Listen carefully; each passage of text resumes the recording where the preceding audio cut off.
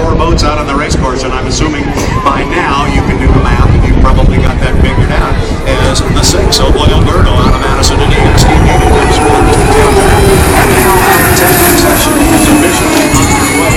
Speaking of from where Jimmy Shane hails, did you notice I just introduced the young man? I let you play around with the pronunciation of the hometown.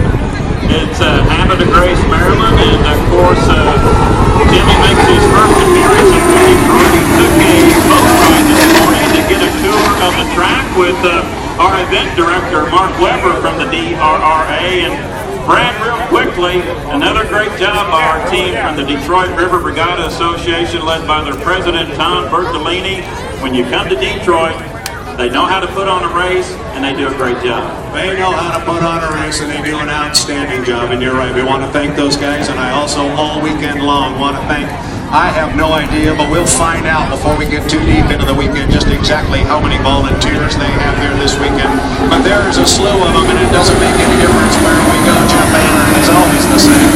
You don't have volunteers, you don't have an event, and we've got a great event here, as we always do. Steve, yeah, he's coming wide. 6, Oh Boy Alberto. Gonna come out nice and wide to our friends out in the race. Get a lap here for you, Steve, coming by pretty hot. Not too bad. First time out for the Alberto, boat number 6 at 141.847. 141.847 for the Oh Boy Alberto, owned by the 13,000 plus citizens of Madison, Indiana. Boat is represented by Miss Madison Incorporated President Bob Hughes. Jimmy Shane comes by the start-finish line at boat number 5, the Graham Trucking, at 140.734, 140.734, and Brad for his first hot lap around the Detroit River. Not bad. Not bad at all. He obviously knows where the buoys are now.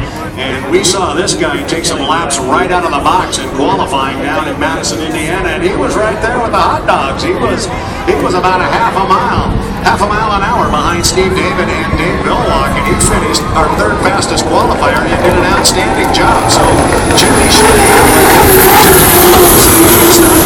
what that boat will really do, Steve David likes to say, becomes one with the boat. They're going to be a force to be reckoned with. They got themselves a hot machine out here. Hot lap for boat number 6, Oh Boy Alberto, this time with Steve David at 148.339, 148.399. Mark Evans came by the start-finish line boats.com. Jarvis Fire and Water Repair at over 120 miles per hour.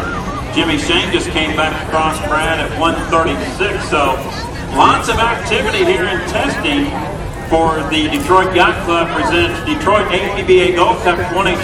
Brad, I've always been used to 3 boats out here at a time, and I've been around for a while watching these. I never remember 4 out here at once early on in testing. Yeah, I'm not sure I do either. Every time I look up, I got somebody else coming through the upper corner up here. Right now it's Mr. David's turn again. You know, the other boat that we're not talking about, the Webster family out of Reading, Pennsylvania. They were a tough luck team down in Madison a week ago until late in the day on Sunday, and there was an outstanding heat. I want to say it was Heat 3C, and Scott Lineker in the 88-degree man hooked up with Jay Down in the 11 Peters and Mayer put on a lot of but you know, Mike Webster, and they were as happy as anybody in the pit area when that heat was done, because they finally figured out what the problem was, and the boat was running real well. And you just like to see nice people like that get rewarded with good performance.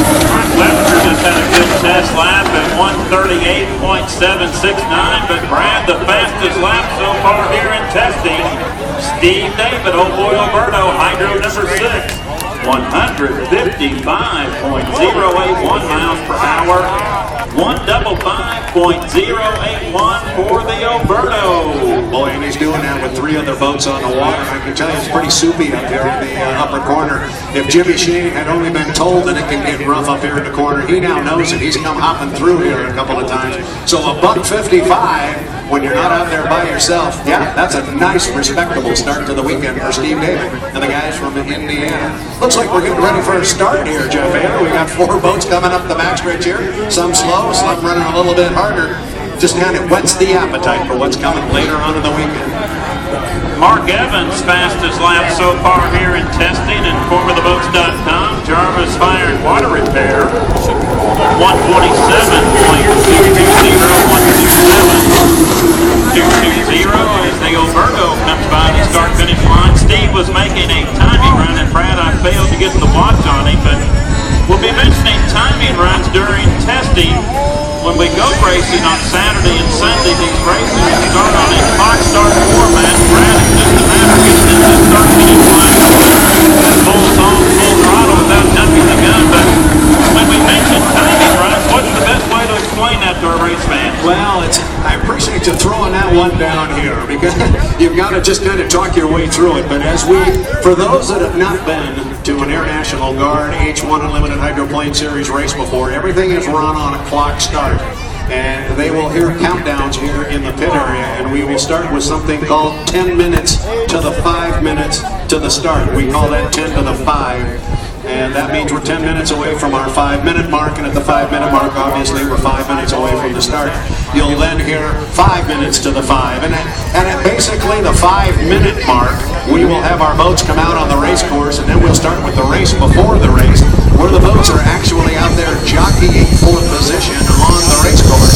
And then there will be a 1-minute mark, and at that point, the boats will group up. They will have fought for their lane. At that point, they'll come up the backstretch. And to your point, dear veteran, the idea is that we're going to come out this transportation turn and get your foot to the fire wall, all kinds of boat speed going, and get right in front of you there on the start-finish line, right when that clock ticks 0.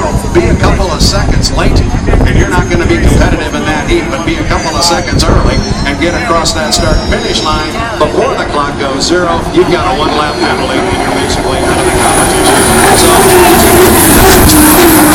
it's going the length of a football field in a second, and you're going to try and hit that start-finish line right on the button.